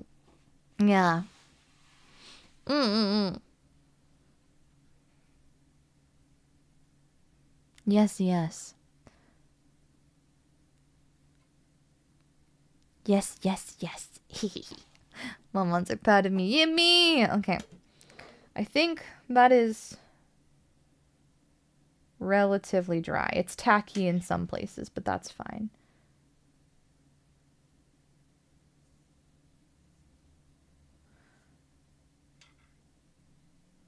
It's basically dry, and that's what matters. Oh, but the issue is that the frick, okay, it is dry. The issue is the clay is not. The clay, no, the clay. Oh, damn it. Damn it, clay. Lock the fucking clay. Okay, if the clay's not going to work, if the clay is going to betray us, if the clay is the failure, right? If the clay is the problem child, we could try a different method. We could try something else. We're gonna place that there, and we're gonna try a different method while that's getting figured. I'm gonna stick all this in there real quick. Okay, oh, I want to make a little Mon too. Because if nothing else, we could behead a little tiny Mon. Okay. Okay. Let me see here.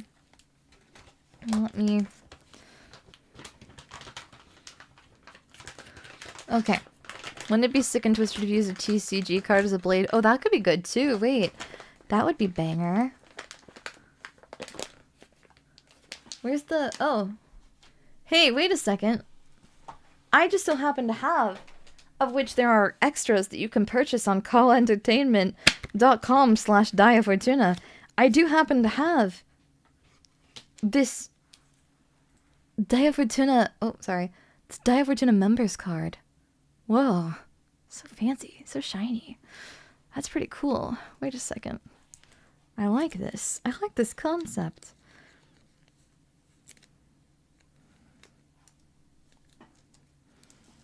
And if I... Wait a second. Okay. I have an idea. Okay. Hear me out. Hear me out. If I take the plastic baggie that it's in, and I puncture a hole through that bag, like this. Okay. If I puncture this, and I make a nice deep hole through that, and then at approximately the same place, I puncture it again, make a nice big wide hole. Yeah, okay. And then I'm gonna place... Okay. I'm gonna place the Daiya Fortuna Mon member card into this very same bag. And then, oh, the issue is the braided rope is kind of big. I don't know if this is going to fit. We'll find out. 1 second, Mon. I've got to peel back the paper. I didn't look into how I needed to peel this back. I think there's tape. And I can't really do that with my everything. Okay. With the...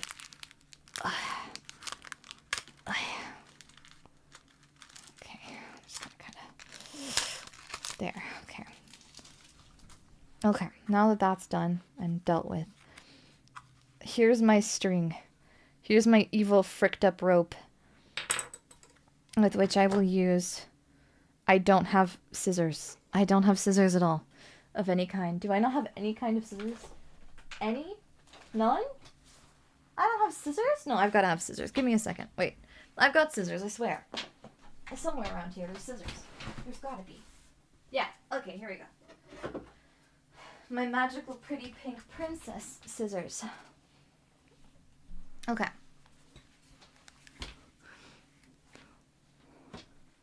I'm 14 and 63 and would like to be referred to as such.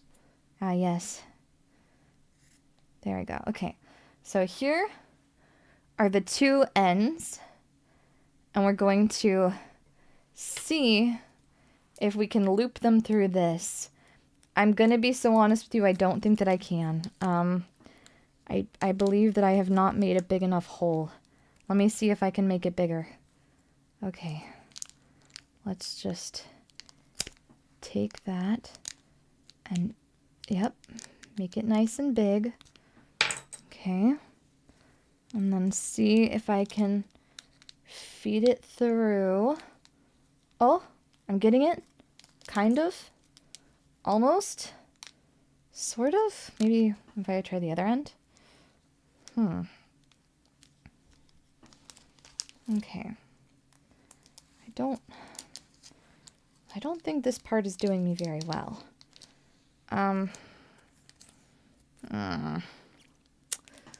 Okay. Does the tiny Mon squeak? Yes. He does. Okay. Let me see here. Trying to figure out... I can't tell for the life of me how to do this. This is a funny concept in theory. I really want it to, like, nicely go down, you know? Like, I want it to... Oh, it's not even gonna fit in the... It's too wide, Mon. Also, it's drooping. It's full drooping. Oh, it's melting. Oh, and I just stuck my... Oh, I stuck my thumb in it. Oh my god, I've made so many mistakes. Okay, I'm just gonna leave that there. Okay, you know, this is fine. This is perfect. Let's just, this is great. You know what? This is perfect. Nothing in the world ever went wrong, and everything is perfect. Anyways, let's just take this little guy, place him where he deserves to be, and then I can't really fit the card in there. Okay, I should have measured this first, but I didn't know that this is what we were going to be doing. I'm gonna do it kind of... Damn it! Frick. Ah, shit.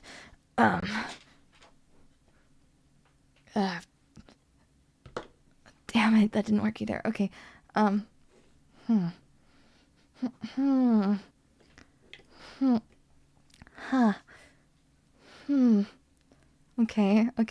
This is fine. This is fine. Why don't we just, like, we're just gonna... why don't we just... Hey, you know what? We already made this. Let's stick to it. Let's...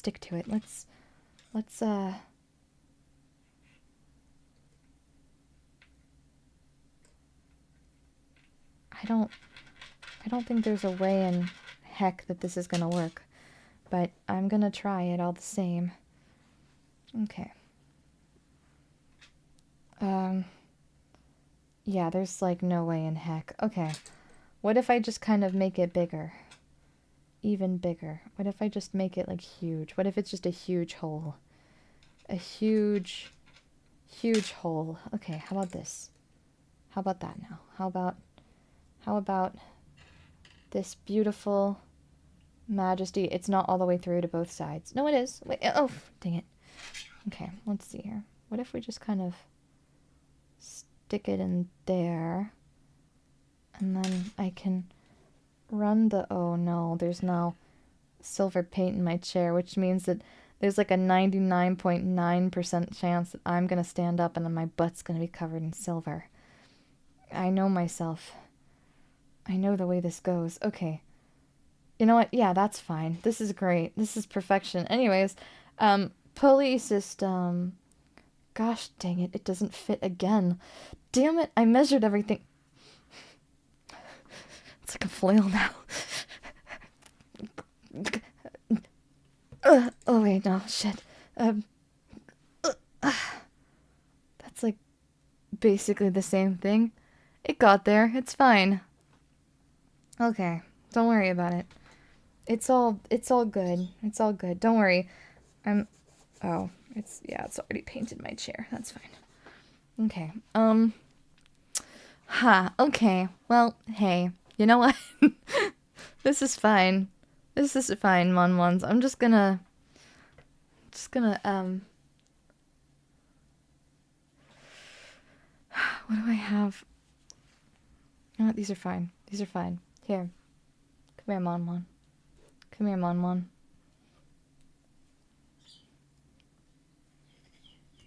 Get your adorable little head in there.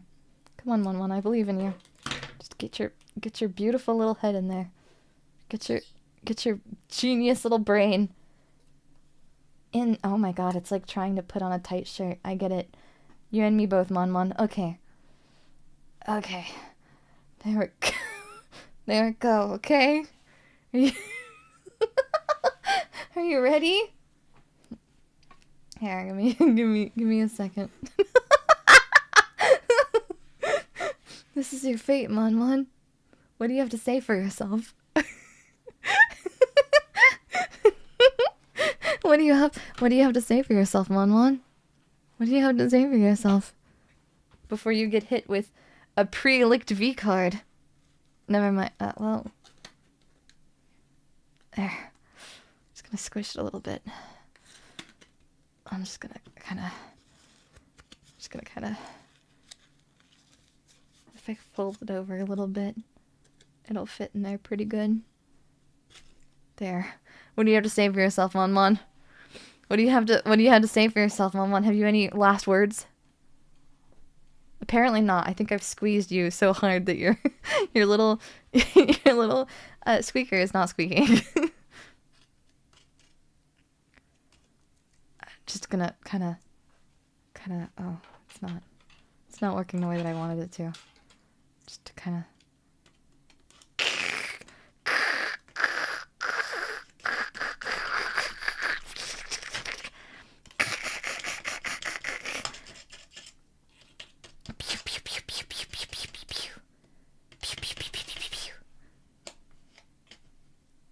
Wah!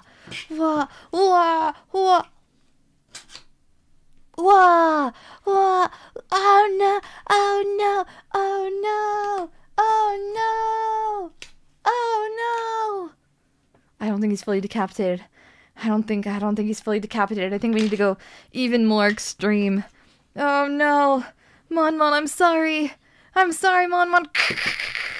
Wait. Oh, it doesn't. It's gotten stuck. Gosh darn it. Okay. What else do I have? What else? I've got other things. Oh, wait a second.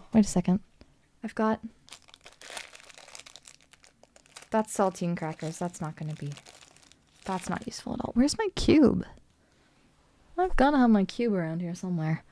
Where's the tungsten cube? I could bludgeon you to death with the tungsten cube. Tungsten cube's gone somewhere. Don't worry about it. Well, when all else fails, And we've tried every other method. Wait. We can... Hey, Mon.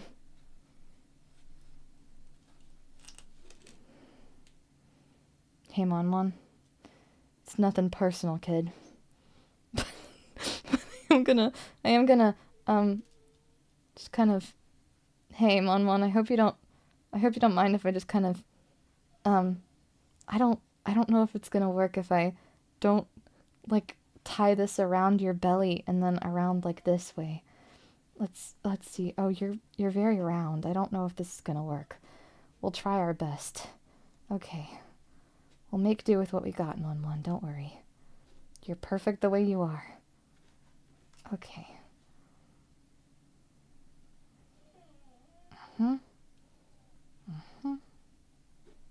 Yep. Everything is just fine. Yeah, there you go. Okay. There. Okay. Yeah, sure. All right. And then, I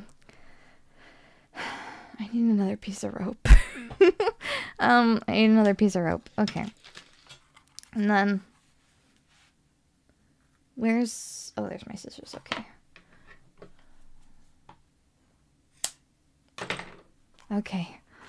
Okay.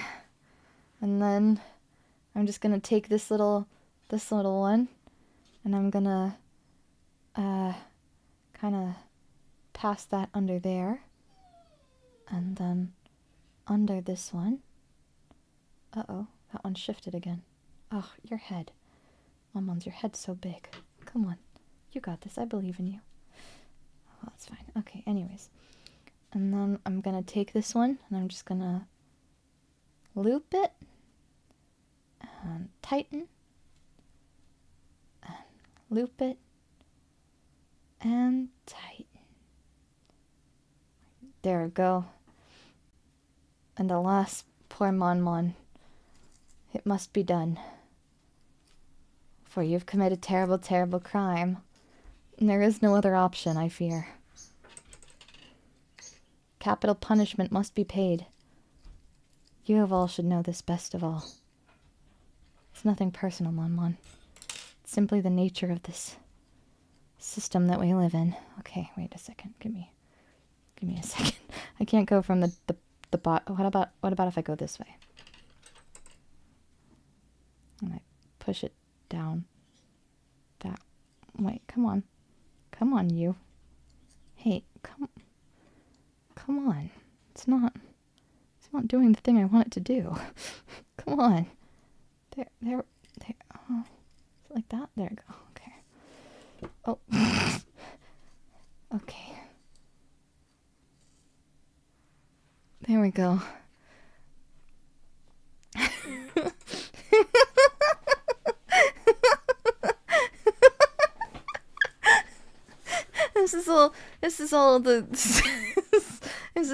You're just gonna get suspended here for a little while. Think about what you've done, Mons. I think this is the way that it must be. Such is the way things must be, Mons. Sad little Mon. Sad little Mon. Maybe I can hoist him better. He's flying. Oh my gosh, wait. He's free.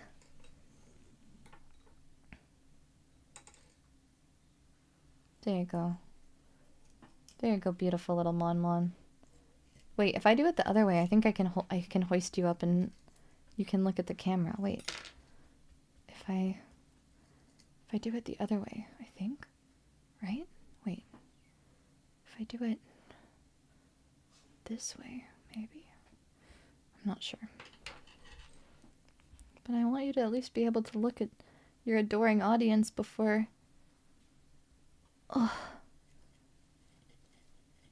Okay. There you go. Hold on to this. And then... Oh. And then... Oh, that's not really working the way that I wanted it to either. You're still touching... You're not touching the ground. I think this is beautiful. And I think that I did my best.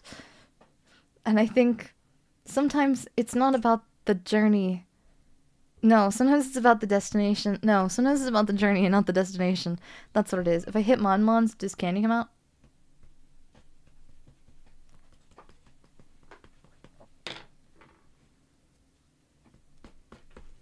No, but Mon did fall out. No candy, though. Thank you, everyone. This was a insane experience, and I'm so sorry that I was so locked in the entire time. Thank you for joining me for making a guillotine for Mons, and then I had to suspend you instead, because that was the only way that things worked. What's the next logical step for your channel? I have no idea. Now that I've executed Mons, the world is my oyster, and I could do anything that I want, I guess. I don't know. But I'm glad that you enjoyed it all the same. Thank you so much, everyone, for stopping by the stream today. I hope that you had a good time. Did you have fun? Be honest with me. Be honest with me. Tell me the truth. Tell me the truth, Mons. Did you have fun? Did you have fun? If you didn't, well, don't tell me that. I don't want to know. I don't want to know that. Let's do it. Thank you. Thank you so much, everyone. I have successfully, you've learned about torture and you've experienced it yourself firsthand, and I think that that's genuinely the best, that's the best kind of experience that you could ever hope for, Mon. Thank you, Kuznik, for 16 months of being a type 1 diabetic. Thank you for the fun stream. Thank you! I locked in and I tried to do my best. I had a really good time. This is awesome. I had a great time for my first live stream. Oh my goodness, this is your first impression of me? I'm so sorry. This is a this is one for the history books, I think. I'm glad that you enjoyed it. Thank you so much, everyone. I hope that you had a good time. If you haven't seen the ASMR video yet and you're into ASMR, please give that a little watchy watch. I hope that you enjoy it. Tomorrow morning, early in the day for me, at 11 a.m. PST, we will be doing my Dr. Daiya Dissects Your Brain for the Trick or Treat 2025 relay. It is also a HANDCAM stream, so please look forward to that, as I have been working on it, and I'm really excited about it. It's currently being finished up as we speak. So I'm really excited. Thank you so much, everyone. I hope that you have a lovely rest of your day, and I'll see you again very, very soon. Daiya for now, Mons. Daiya sumi. Bing. And may I say, so that I can be the first person, Happy Halloween.